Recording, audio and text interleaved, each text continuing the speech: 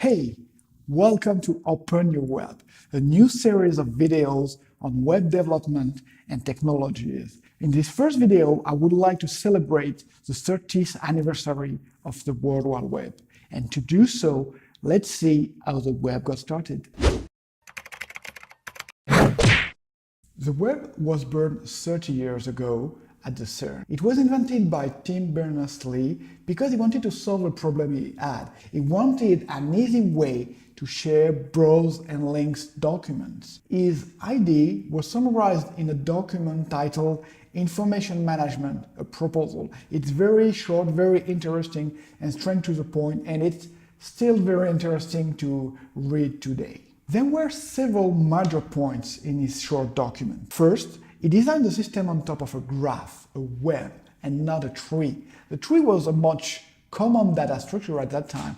Directory tree, for example, were ubiquitous. As there is no root in a tree, the system he designed could be from day one decentralized. Secondly, he envisioned the CERN as being a huge producer of information, as a pioneer that could test what would be needed more largely later on.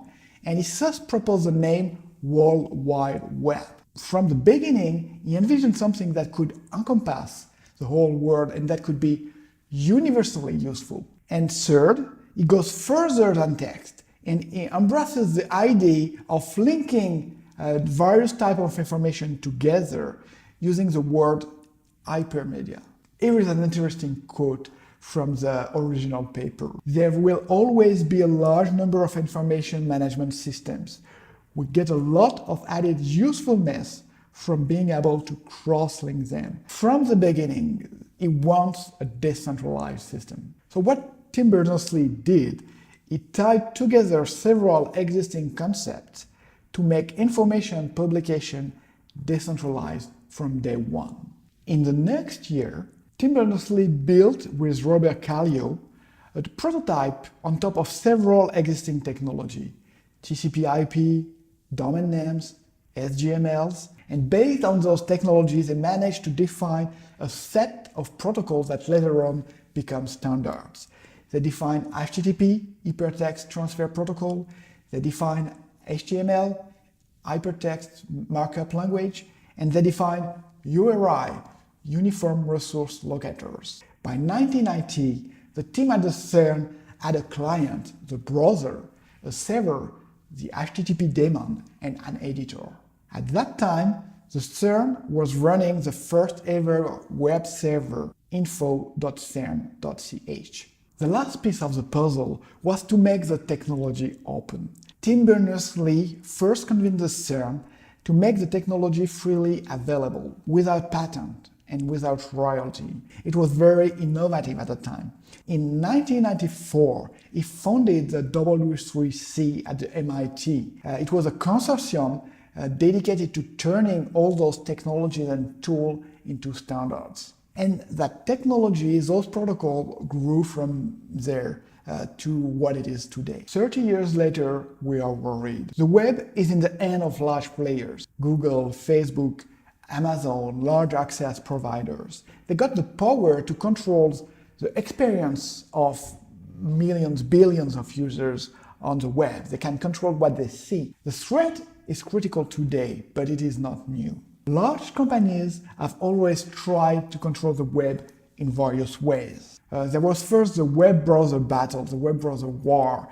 It was Internet Explorer versus Netscape. And it was a battle to control the software you had to use to access the web. If you control the software, you can diverge from the standard and basically you can make the web proprietary and control it. There was also the search engine war, which were between Alta Vista, Yahoo, MSN, later on Google. The search engine war battle was a way to control the user entry point on the web, to control the ranking of the page you were looking for, and to decide what is suitable for the user to view or not. And then there is the application war, App Store versus web services. It is a battle to control what kind of software you will have to use to access your online services. Will you have to use a browser or will you have to use an app coming from a store. It is a fight to become a gatekeeper and control the kind of application and content that can be published. And finally, there is the platform war. It is Google versus Facebook. It is a battle to control the social graph, to control the user data, and to control your online identity. All those wars, all those battles happen at different points in time during the history of the web. But today, we're seeing that all those battles are happening at once to tear the web apart.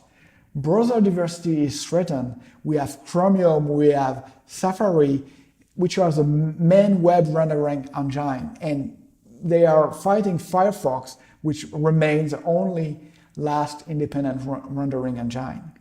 The entry point for the web is still fought for with search engine, but also now with personal assistant battle. Application war with App Store is still an ongoing battle, and the platform battle, the platform war is still raging. Centralization on the web happens due to our own weaknesses. We are trading control of our data for convenience or greater user experience. The web feels so vast that we need help to navigate it, to search it, to make it easier to find a friend or relevant articles. Given web company business model, we trade our privacy for that convenience.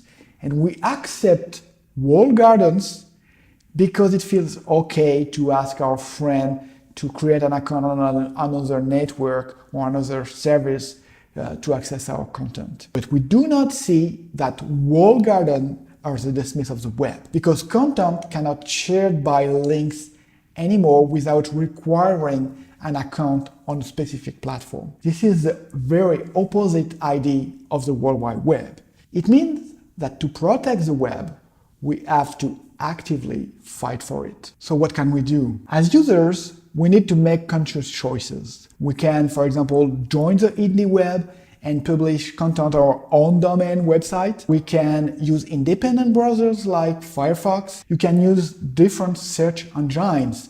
You have alternatives like DuckDuckGo, Quant. It is better to learn, again, how to express a good query than to rely on those services spying on you to provide good results. You can read blogs, use RSS readers as an alternative to social networks. You can use older but good open protocol and services. You can, for example, for chat, use IRC or XMPP. And you can commit to help protect the web by reading and signing the contract for the web, for example, by supporting Mozilla and local organizations like in France, for example, La Quadrature du Net. As developers, we can help build the IndieWeb, the independent web. We can join the solid ecosystem, the initiative of Tim Berners-Lee for social linked data. And more generally, we can build tools that make it easier for users to build decentralized systems. This is the kind of topics I will deal with